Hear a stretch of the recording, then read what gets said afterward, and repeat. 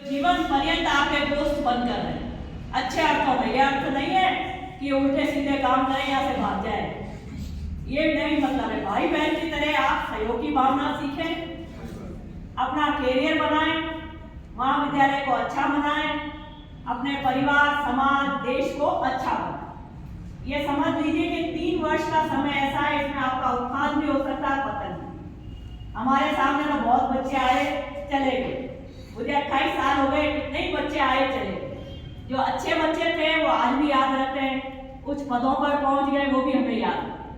हमारा यही प्रयास रहता है कि आप भी एक अच्छे नागरिक बने, यहाँ से सीख के जाए। एनएसएस का मतलब है 7 दिन आप 5-5 घंटे साथ रहेंगे, तो क्यों नहीं आप एक अच्छे मित्र बना सकते हैं, अच्छा ग्रुप बना सकते हैं। आज ये स्थिति है कि फर्स्ट ईयर वाले को पूछो कि तेरी क्लास में कौन सा बच्चा पढ़ता है, आप बता सकते हैं? नहीं बता सकते। हम जब एमफिल करते थे राजस्थान यूनिवर्सिटी से, आज भी ग्रुप बना और सब प्रोफेसर